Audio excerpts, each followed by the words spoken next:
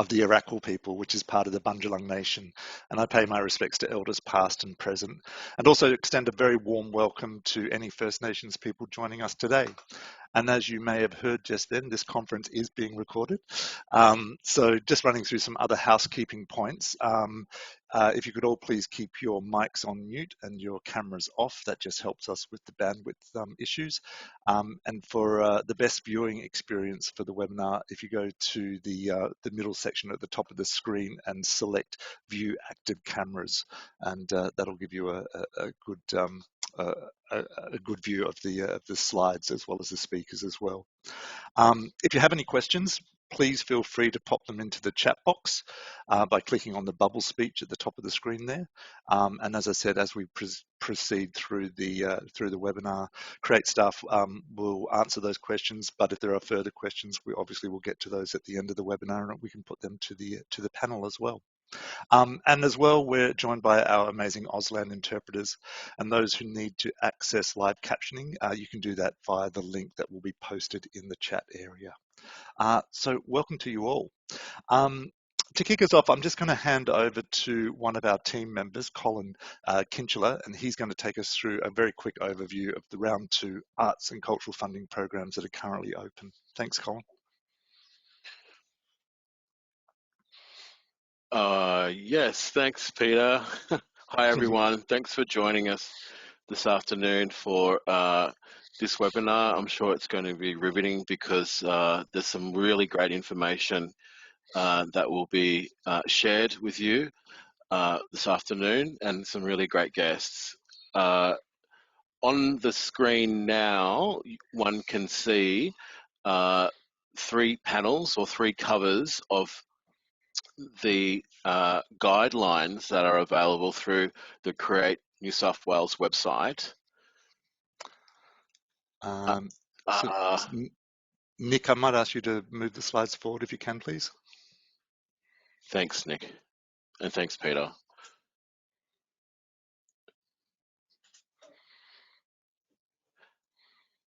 There we go. Thanks, Nick. So yeah, this is a visual aid, I suppose. There's the 3 covers of the guidelines for each of the 3 programming categories that are open now through Create New South Wales and the ACFP. One is their annual organisational funding, project funding, and for First Nation people, the Creative Koreas project funding. Throughout those 3 guidelines, you can read up and actually cross-check to see where your application and your project or program within your can fit within applying for Create New South Wales funding. So there's some great insight there, for creative developments, for theatre and musical theatre. Some of the questions that you may have now would be already in there about your creative and cultural projects aimed and your target audience, whether it's for youth or for Western Sydney or for regional New South Wales. For the annual organisations, there's funding up to 140,000. For project funding, there is funding up to 60,000, and for Creative Korea, again, it's up to 60,000. So that's just a short little suggestion and link to go and have a look online through the Create website, Create New South Wales website, and you can see that those visuals there to download those guidelines. So that's it from me. Passing it on back to you, Peter. Great, thanks, Colin. And Nick, if we could go to the next slide. As Colin said, we are very lucky to have with us today 4 amazing panelists who are going to take us through their thoughts and tips for putting together a strong application to Create New South Wales.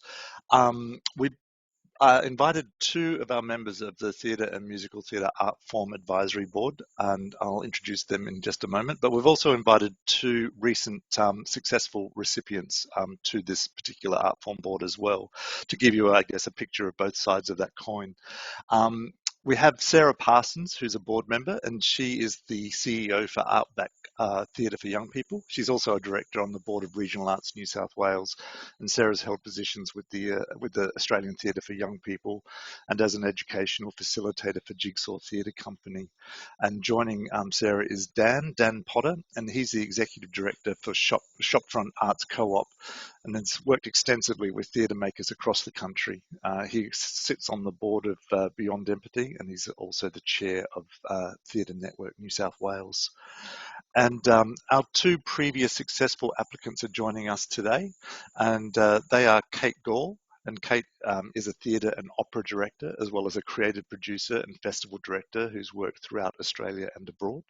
And also Mitchell Reese. And Mitchell is the artistic director of Curious Legends and one of the company's founding members. And Mitchell's extensive works has seen him work in large-scale outdoor theatre events throughout Australia, as well as working with small villages and communities internationally as well.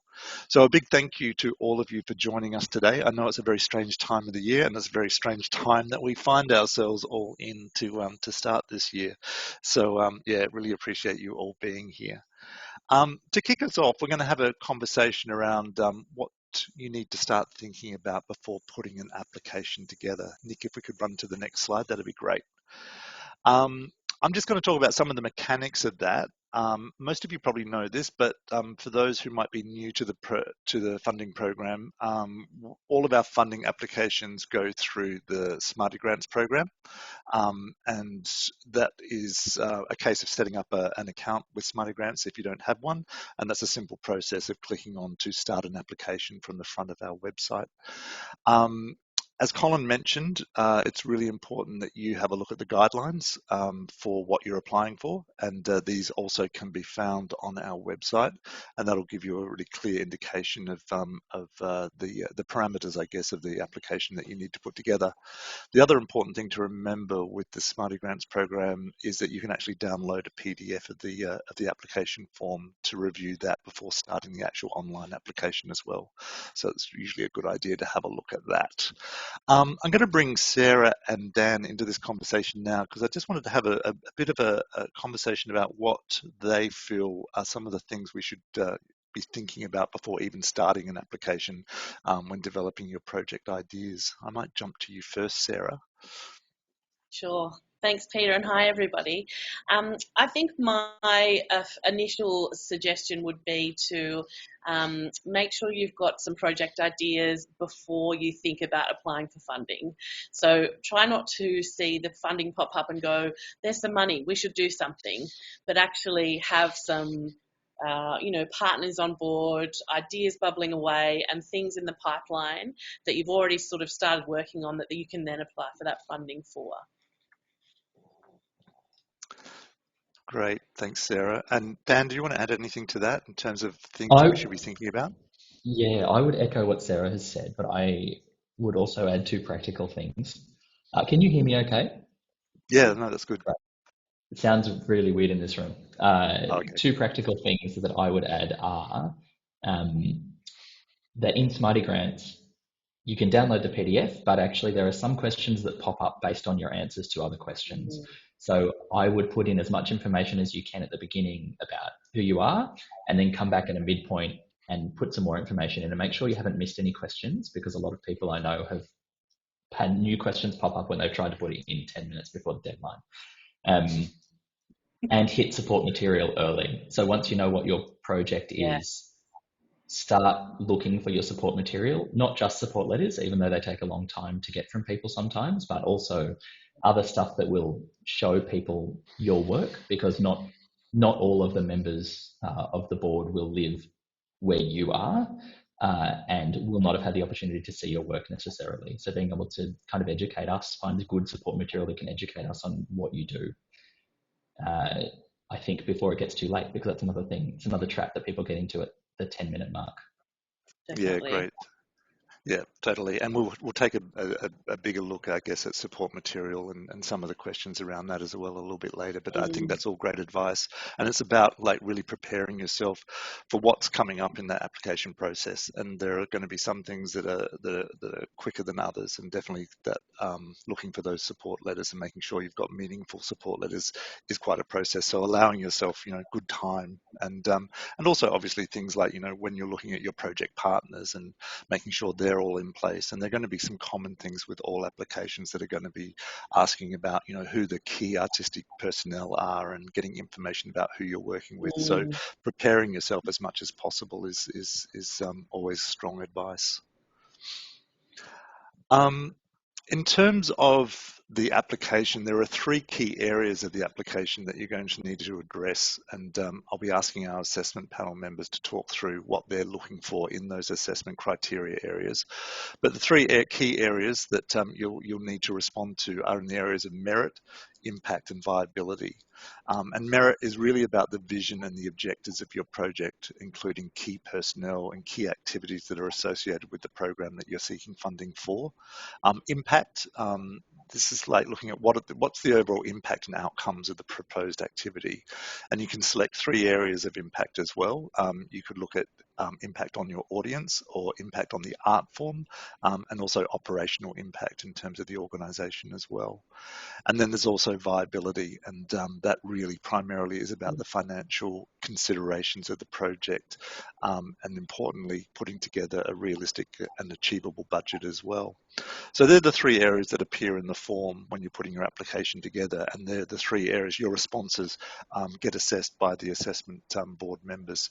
And so I'm going to ask Dan and Sarah to have a bit of a conversation around what they're looking for in those 3 areas. And we might start with merit, and getting your thoughts on what stands out to you as a strong application when they've addressed that area of merit. I might start with you, Dan, if that's okay. Sure. So for me, the key thing, because we are reading so many applications, is to make sure that your application tells a really clear story about what your project is. That doesn't mean it has to be really long and include heaps of words. I think it has to be really succinct, and every word has to mean something. Do you agree with that, Sarah? That it's absolutely, there's no point filling the word count just to fill the word count. That's right. Provided every word you've put in tells us something important about your project. And I think it's important to remember that the assessors have a variety of different experiences within the sector and within the art form. So don't take shortcuts on the basis that everyone has the same background as you as an artist. They don't. And so make sure you explain why the work is really important and who it is important to. They may not know your company or your previous work either. I mean, we could look at your support material and get an understanding that way. But yeah, there's sometimes there's a level of assumption that you want to avoid in terms of who's marking and who is assessing your applications. I'd say one thing for me too is a sense of urgency.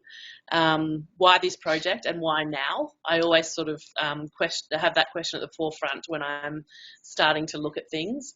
And that can be answered really in the merit section, I think, in terms of what has led you to this project at this point in time. What are the interesting things that are making it relevant now, authentic now, and who to and why?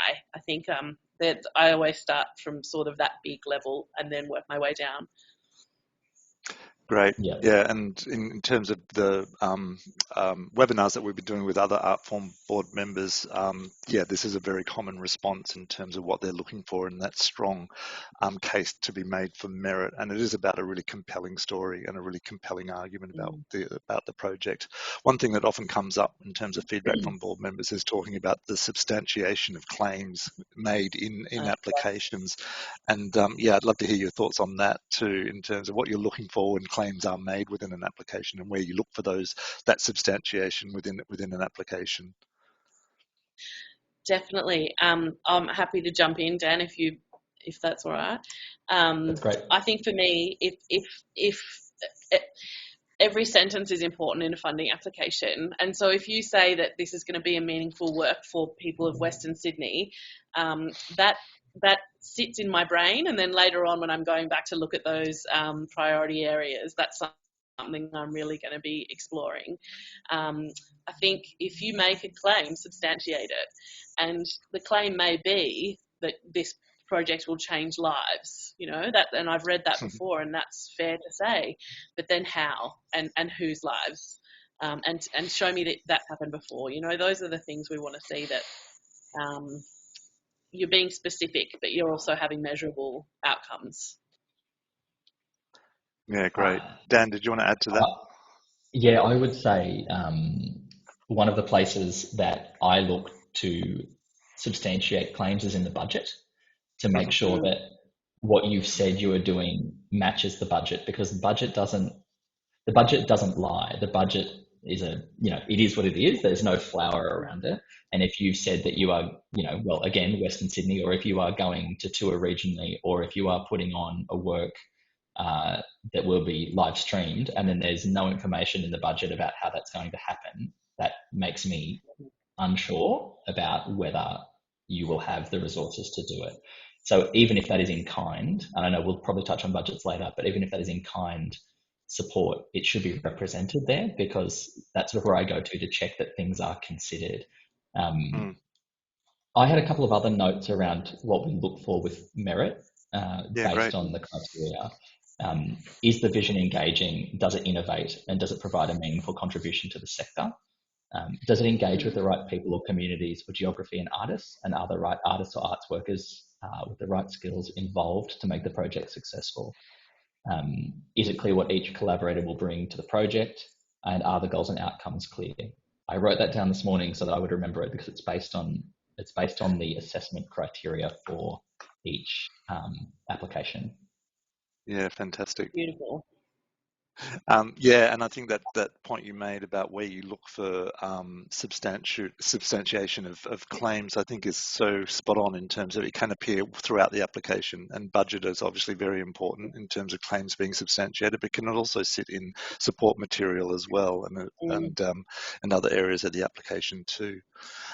Just moving on to impact, that's another area of an application that everyone's going to have to think about.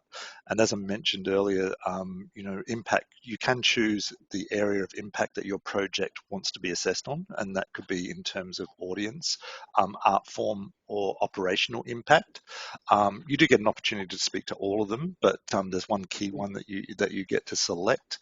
In terms of measuring or discussing audience impact, Sarah, do you have any thoughts around what you're looking for with that? Yeah, I would say that, again, it's about substantiating those claims. And if you can show that you've done this sort of work previously, that's a really big tick for me.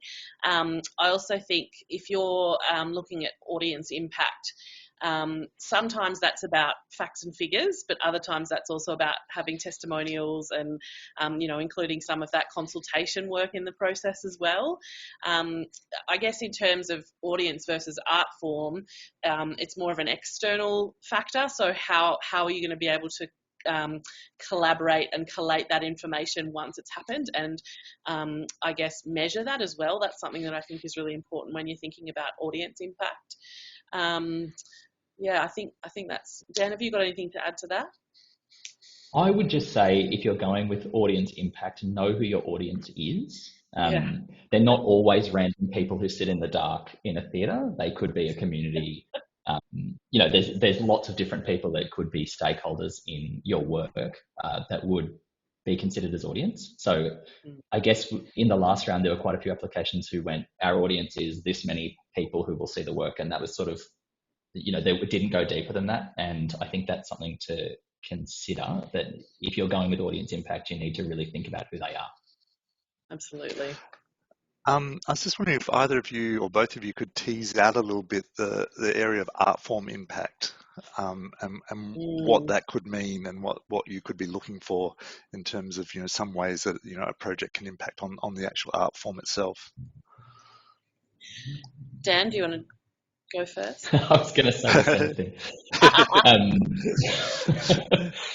This is one that I didn't make too many notes about. I think innovation within the art form. I mean, there are lots of theatre's been around a long time, so there are a lot of things that have been done before, and that's okay because a lot of it is stuff we've done before. But I guess I'm really interested in things that find new ways to utilize the art form, and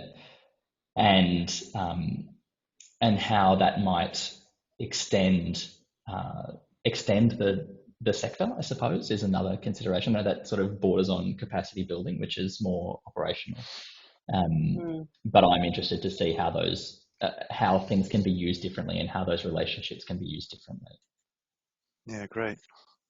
I enjoy, I guess, applicant-based art form impact. So if the applicant is being really clear about them maybe exploring within an art form that they haven't before, or potentially partnering what they do and what they're known for and good at with another art form to sort of push their boundaries as well. I get really excited by that stuff, and I think that's something that you can identify. It's not just, you're not having to reinvent the wheel in terms of what Dan was just saying about theatre being around for a long time, but it could be something that's really impactful artistically for your organisation or for you as an individual. Yeah, great. I think that they're all great points. And Dan, I really like that definition of finding new ways to utilize or extend the art form itself. I think that's a really good tip. And just on viability, which goes to budget, and this is often something that applicants always have, questions and to a certain extent struggle with, because budgets can be scary things. And I'd just put a caveat in that, everyone's invited to contact Create New South Wales for any questions that they might have around budgets or something that they're unclear about. So staff are always available to answer those. But in terms from an assessment panel point of view or an assessor point of view, are there any particular key things that you look for in a budget?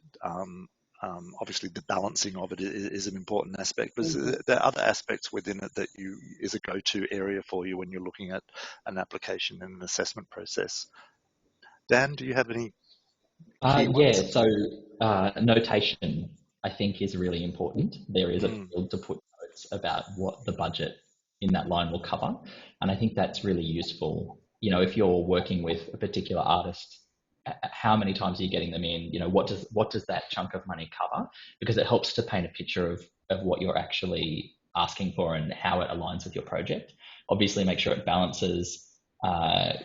Clearly communicate in kind, I think, is really important and something that people get tripped up on a lot. If you have in-kind support, it needs to go into your income and your expenditure. And often that is a horribly confusing thing for people. But it's important for painting the picture for the assessors about where the support will come from, even if it's not financial. And I would say know what the project plan is before you write the budget, because you can't write a budget about how many hours you're going to need people for if you don't know when and where. Yeah, great points. And make sure they're telling the same story as the narrative. And I would say pay your artists and your arts workers is important. That's probably all I need to say on that. Yep. Sarah, did you want to add to that? Yeah, I think it's, there's such helpful peak bodies that can tell you exactly how much, arts wages are, exactly how much, personal vehicle use pays, all that sort of stuff. So that's out there, so use it. I would say for me, I want information in your budget. So I don't want to just see that you've got $30,000 for artist fees. I want to see who's getting what and where and how, and broken down, like Dan was saying. Give me those notations. Absolutely. I also always look for alternative sources of income. So it's not just reliant on just this funding. Like, what else have you got? And that might be in kind, but it also might be, other applications or, self-funded sections or whatever it is. But it's always something that I notice if a budget is purely dependent on this funding stream that they're applying for. And to me, that's a real viability question. So yeah, I would say those are my things. But I think the more impact, the more information you can put in your budget shows us that you've actually really thought about it, broken it down, and it's more realistic rather than just going, well, they say we can have 60, so let's get 60. You know. Yeah, Yeah, I would probably points. also add in there, the notes are really helpful in telling a story about the confidence you have in the figures. So what are you going to do if something doesn't come off? There's, that's a place that doesn't have a word count where you can tell us what you're going to do if there's a blowout on a particular line or a piece of income doesn't come in, or how you've calculated box office. Yeah, great points. And that's absolutely right. That opportunity to put a narrative in against some of your budget lines is really important. And it's fine if things aren't confirmed. We completely understand that. And you may be going for another, funding category or funding body as well. And it's fine to indicate that that's not confirmed, but it shows that, you are thinking of, a wider pool to pull from for your budget. So yeah, as Dan and Sarah both said, where you can add narrative in there to give a bigger picture of your budget and your project, I think is really important. Just before we move on to talk to our two successful recipients, I just wanted to touch on our priority areas. So the New South Wales government has identified 5 key priority areas that we embrace within Create New South Wales, and these are New South Wales Aboriginal people, and adhering to Aboriginal cultural protocols, people from culturally and linguistically diverse backgrounds, people with a disability or who are deaf, young people, people living and or working in regional New South Wales, and people living and or working in Western Sydney. So there are 5 priority areas that your project may engage with.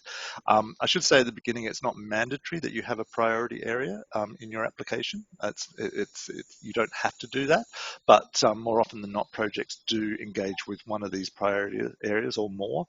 And so in the application process, you're actually asked to talk about how you do engage with the priority area that you've nominated. And I'd like to go to Sarah and Dan just to get some of their thoughts on what they're looking for in terms of responses to that question about, priority areas and how applicants or the projects are engaging with them. Sarah, I might start with you. Yeah, priority areas are my favourite part of the application. It's only little, like you've only got 200 words, but I think it's 200 words. What I'm really looking for is authenticity and something really meaningful. Like if you've said, yes, I'm going to tick that box, I want to hear about why, and I want to be nodding along to that response. I think, like you mentioned, Peter, it's not compulsory to have those boxes ticked, so don't feel like you're getting extra points by ticking them. It's really important that if you do indicate that you are going to work with a priority area, that you really think about what that means, and in fact it should be a consideration well before you get to the priority areas page of the application.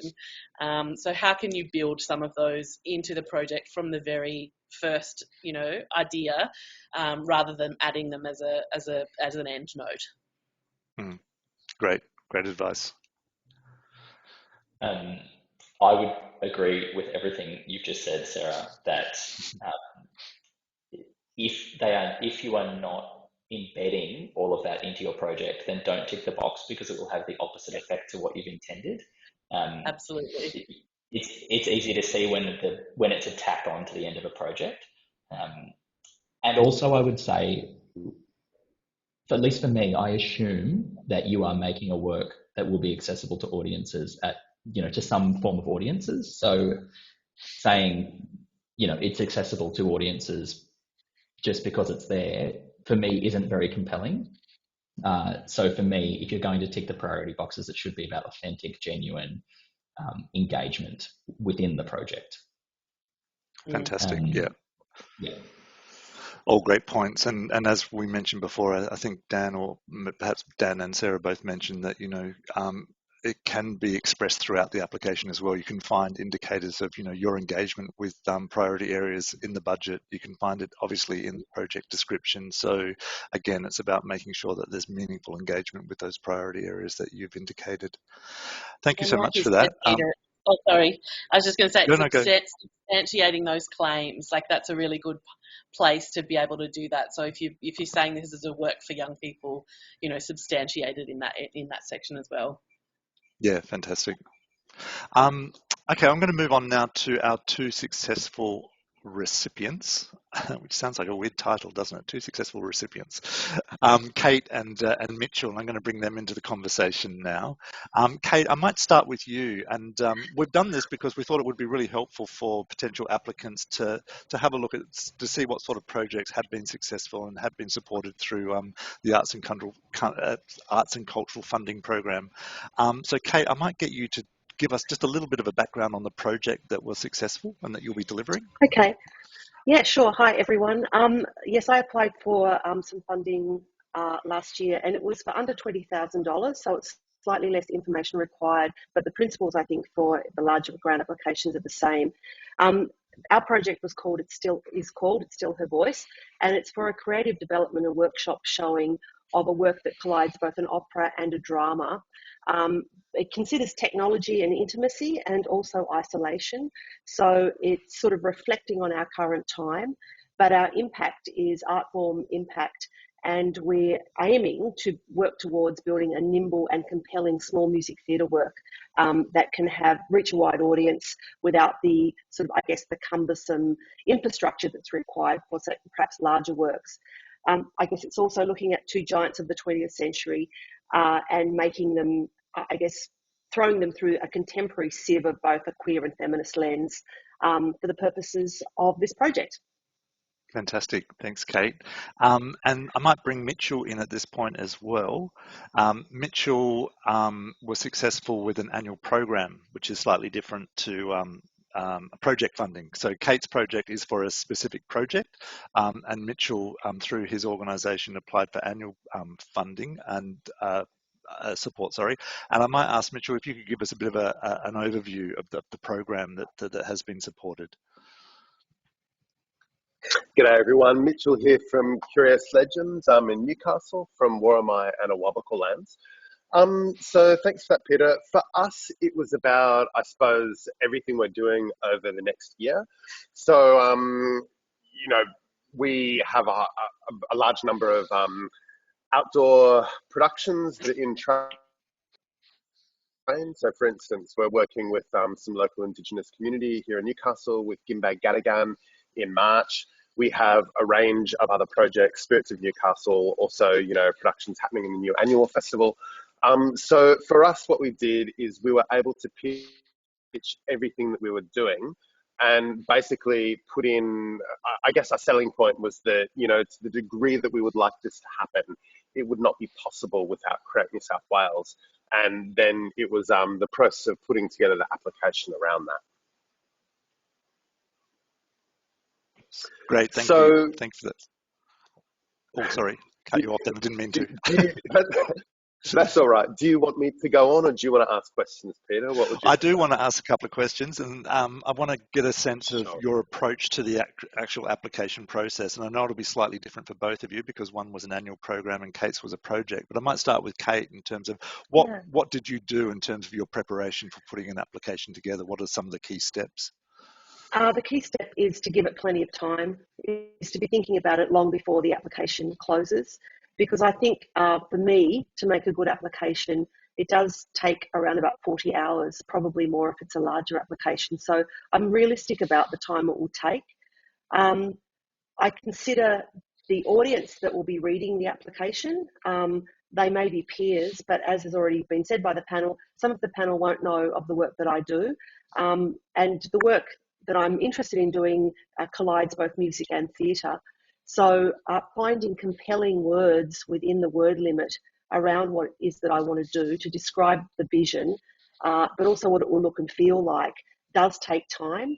And to use really plain language, not marketing speak, because I have a tendency to do that. So it's quite nice to blurt everything out, put it aside and come back to it and look at it with fresh eyes, or invite, as I always say, invite a friend. And I think then working out the timeline. Now, I already had a partner potentially involved in that we had a venue that was going to provide some income and the performance opportunity as well as the workshop time. So having that set up, working through what the steps would be on the timeline, as I think was mentioned before, because then I could budget it out. And of course, the budgeting part gets to be quite scary sometimes, even on a small project. So again, time is my friend, because I can get it all down on paper, come back to it and look at it with, I guess, more critical eyes. And just to reinforce what was said before about support material, rather than lumbering out the typical support material for every single application, with this particular application, I really tailored my letters of support from colleagues who knew my work, both in the fine music area and the drama area, and also the collaborative devising work area, so that there could be 3 or 4 different voices responding to my project, from people who actually knew that I had the capacity to deliver it artistically, and they would find new words to describe what the impact might be, which I found really useful. So yeah. Yeah, fantastic. And I think that's such great advice. And hopefully we'll have a little bit of time to have a deeper dive into support material. But you're absolutely right. Looking at support material as another way of telling the story of your project and getting different voices into telling that project, I think is such a good opportunity when talking about support material. Mitchell, I might get you to have a chat about your approach and some of your tips, I guess, in terms of putting together an application that looks at a broader, I guess, program of activity and some of the sort of pressure areas that you found in that Yes, process certainly. as well? Certainly. Look, the first thing to mention is for us, it took years. So, we've been going as an organization since 2005. We incorporated 5 years ago. Pretty much since incorporation, we've been putting in repeated applications to Create New South Wales. I'm sure a lot of the panel have gotten sick of us, but it's part of the process of putting ourselves out there, inviting people to shows, letting people know that we exist as an organization and the work that we do. We have had countless applications for project funding that have not been approved, and we've had a few that have been approved. So on the strength of that, I guess that's the first thing. Like, it's about having a track record for us, and we found that it was about also having a program together. Peter, to answer your question in terms of more what the process was, I'll just quickly talk about 2 figures. So our total estimated project for this coming year was around 557,000. The amount we requested from Create New South Wales was 95,000. We didn't get the full amount, so we had to put a variation in. But I guess what the point of saying that is that what we put in for was a portion of the funds that we expect to get out of this year. So quite a large chunk of our program is already confirmed with additional funding from various sources. But we didn't go into it with this idea of, oh, great, let's get Create New South Wales to fund everything from our organization. We specifically looked at, okay, what are some of the key areas that we could support with Create New South Wales funding? So we then went back and we looked at the program that we had planned for the next year, and we pulled out a few key areas. So working with youth was one of them. And specifically on that, we are wanting to engage more with schools this year and, youth in the local community. Indigenous engagement was another one. So we looked at what projects we had on and, how we'd be able to expand that with funding. And then, of course, because we're regionally based, in regional New South Wales, and we looked at what were the artists that we would be able to support through this funding and through expanding our activities with Create New South Wales. So I guess just to sum that up, Peter, for us, it was about looking at what we already had, what was existing. It was about a track record, and it was also looking at what would we be able to do with Create New South Wales funding that would just not be possible if we weren't able to gain it. And I guess the very last thing as well is, whereas with project funding, like what Kate had mentioned, it's very much about the project itself and it's getting something off the ground. For organizational funding, it's more about the bread and butter stuff. It's kind of the unsexy things that other places don't want to fund. It might be things like rent, it might be things like wages for admin staff. But the trajectory of all of that for us has been about how can we take our organisational further than we wouldn't have been able to do if we hadn't received that funding. Great. Yeah, really good points. And just picking up on what you said before, that a lot of applicants, and I'm sure a lot of people listening today have put applications in the past and have had them knocked back. And as frustrating as that can be, there's always an opportunity to get follow-up feedback on that process as well, and that's really important. I'm just wondering, Kate, if you had any kind of insights in terms of how you do deal with a rejection and where you take it from there. Look, I always take advantage of the fact that you can ring Create New South Wales and speak to a project officer.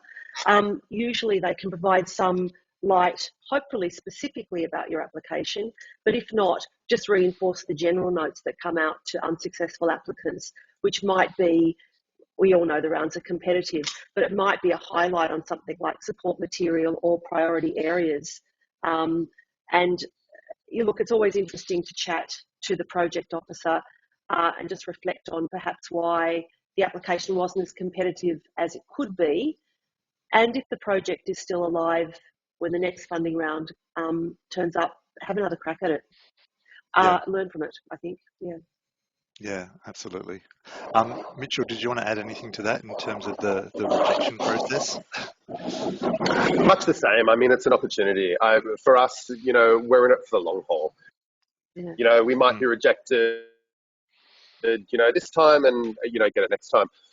Recently, we put in an application to OSCO and, we got feedback, and the feedback was we're in the top 30% and please try again.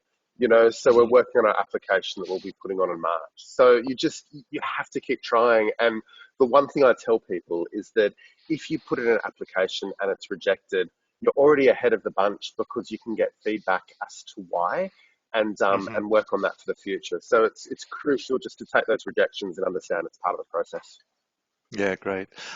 Someone mentioned actually today in a webinar that they also sought feedback when their application was successful and found that was helpful. And I know my colleagues are probably going to kill me for saying this because it adds another layer of giving feedback, but they did find that it was really helpful to find out what did work in the application and taking that forward.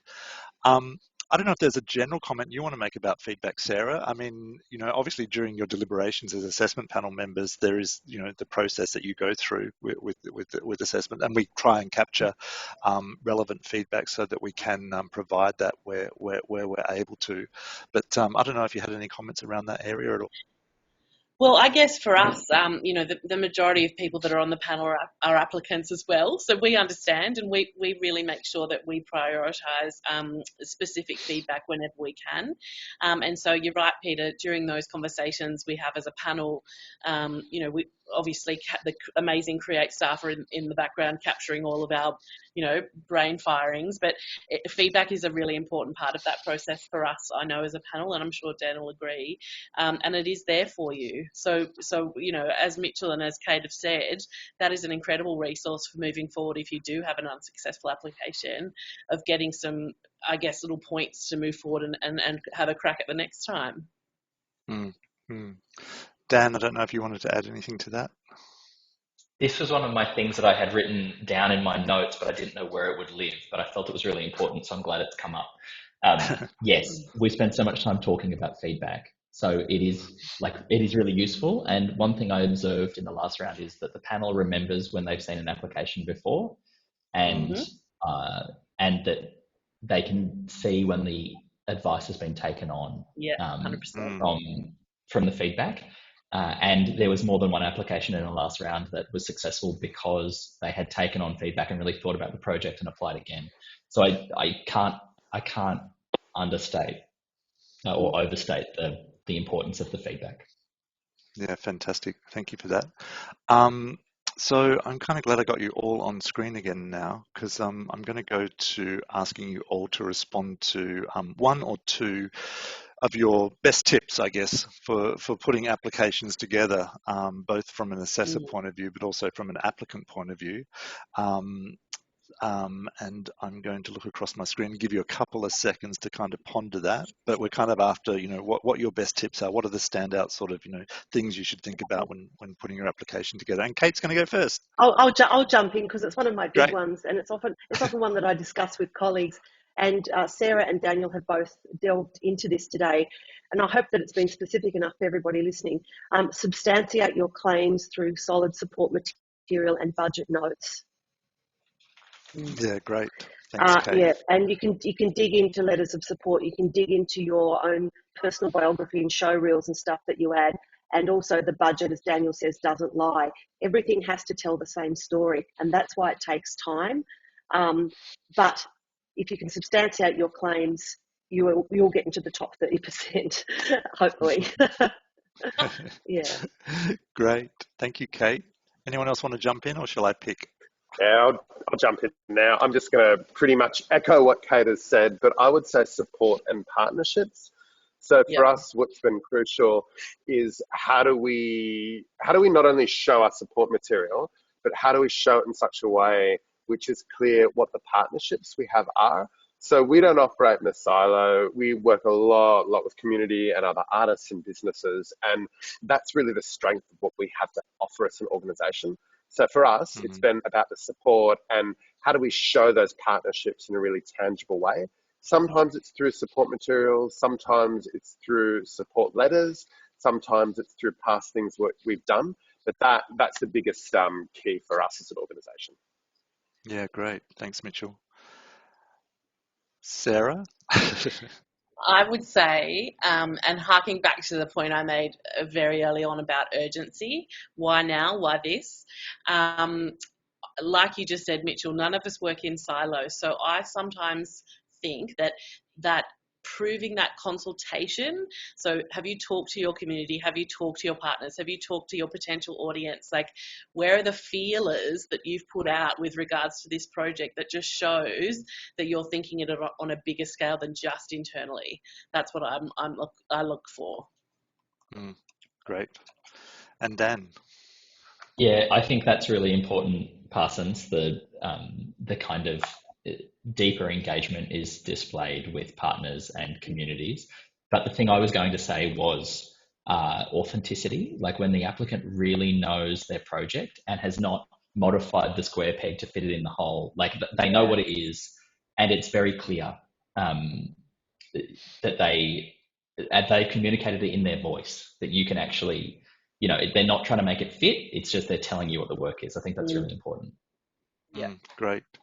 That's fantastic. And some of the key things I've been noting down as we've been talking throughout this webinar, reiterated, I guess, through those key tips, and it's about clarity of your application and your project, using plain speak, substantiating your claims, seeking others' input in the process, calling Create New South Wales for advice, and also a bit of research as well before you start in terms of what you're applying for and what's been funded in the past, because that's the other thing that you can glean from past projects is the type of projects that have been supported. Not saying that you have to replicate those, but it gives you a sense of the flavour of projects that have been supported in the past, and also obviously that question of meaningful engagement with priority areas. So just finally, I just want to touch briefly on support material, and I guess from an assessor's point of view, the type of support material that speaks most strongly to you. And I know that can be a personal thing as assessors, and you do have opportunities to upload things like obviously support letters, but also examples of past work, things like that. So I'm just interested, Sarah and Dan in particular, about what you're looking for in support material. I might start with you, Dan, this time. Sure. I think letters of support are great because they show what your partners think of the partnership and whether it's a genuine partnership and not, just a venue hire or something like that. But they are in every application, so they're important, but they're not a point of difference. I think being able to see your work, if I don't know what your work is really helpful. Particularly if you've got me on the hook with the application, I really want to know more. And if there's a video or, evidence of photos or whatever it is of the work, I think that's really important. I think probably for theatre, a very short video piece that communicates your practice is really useful. Great. Sarah? Yeah, I agree with Potts. I think I get a lot from seeing previous work, and if I can see echoes of what is being presented in this application in the previous work examples, it really gives me faith that this has viability. This project, this person can do it. This company can deliver. I think letters of support are great as well. I also think you make sure, like Kate was saying before, to tailor them, so you're not just sort of sending on to your partners this one copy pasted come and support this application I'm doing, but you're actually giving them the time and space to really write an authentic and heartening response to what you've asked of them. And I'd also say within your application, if you've mentioned you're going to work with these people or you want to have this artist on board and they're not in the support material, even if they're not confirmed, I think that does raise a question with me as well. Great. Yeah, again, in a previous webinar, one of the assessment board members was talking about how often the support letter can actually tell more of the story of the project too. It's an opportunity, especially when you're restricted to word counts. So rather than just this is a great project, we support it, actually tell us why and what is so great about it and why it's so important. And also just finally, about the partnership. Sorry, Peter. No, just go. about the partnership, like it doesn't need to be project specific. It can have a project information in it. But say it's a partner that you've been working with for 20 years, like we want to hear that stuff. So, you can celebrate your relationship building and your partnerships within the letters of support as well as the support for the project. Yeah, great. Yep. Mitchell and Kate, just final word to you in terms of, as we're looking at support material, any sort of areas that you found difficult in that process or any tips I know we've talked about giving yourself a lot of time for it, but just in terms of looking for the substance of the support material that you're looking for, is there anything that you want to talk about? No, I'd say the budget is the trickiest. Yeah, right. Can be the trickiest element for most people. Translating your own budget into the templates and back again. I think that, as Daniel has stated, this is vital to the capacity of you to be able to produce the work or the annual program. So an outside eye could be really handy. Ask Create New South Wales, get the relationship going. You don't want to be stalled at the gate just because you can't figure out where to put the numbers. Yeah. Great. Is there anything you wanted to add there, For Mitchell? us, the hardest thing the hardest thing I find actually is the word counts, just because it's so specific how much space you have to put things. And I find use them. Like we actually had a team of people working on the organisational funding grant, and what we found is that putting in the Word document that everyone has access to and being able to fine tune so it says exactly what we wanted to say is really important. For us, we already had quite a lot of support material. So it was more about filtering through to what would be appropriate to present and what we thought would present our organisation in the best light. And budget, it just depends. Like I don't find budgets as difficult, but sometimes I find the word count and the writing harder. So I find collaborating with other people. So our creative producer, Shani Moffat, is a genius with grants, and so working with her on the words and how we present what we say is crucial. And then also from her point of view, working with me, because I'm across the budgets a lot more, and find that easier is fine. So, it's hugely beneficial getting a team of people, if possible, to work on different areas playing to their strengths. Yeah, great. Thank you for that. We don't have any questions at the moment in the chat box, and those that have popped up there have been answered. But if anyone does have any questions, please go ahead. We've still got a couple more minutes. Looking at the registration form for this webinar, there were a couple of questions that came up which have been covered in this, which is great. One thing that came up in previous webinars were considerations around, our current situation with COVID and impacts on projects. And obviously that's, obviously a big reality that all projects are dealing with and can have big impacts on the arts sector, obviously. And so just to reiterate that Create New South Wales Wales is very aware of that. And so if your project is successful and changes are required, it's a case of talking with us and looking for variations and things like that. But often, given that it is our new reality that we're living in, sometimes it's good to talk about, contingency plans within applications as well. No, I don't have any other questions in there. I would finish up by saying that, and reiterating what a few people have said, that, Create New South Wales is available for any questions that you might have for the application process. If you're querying something within the application you're not sure of, you're more than welcome to get in touch with us. You can do that via a pick time program that we have. So we have that on our website, and that's basically booking in an opportunity to speak either through a video conferencing platform like this with us to answer any of your questions. So please go to the website. Details are there on that last slide. So in winding up, I just want to say a big thank you to all of our panel members today. It was fantastic getting your insights, both from the point of view of an assessor, but also obviously as a successful project as well. It's been fantastic, and I think we've touched on some really valuable points that I'm hoping will help people in their application process. So thank you all very much for your time today.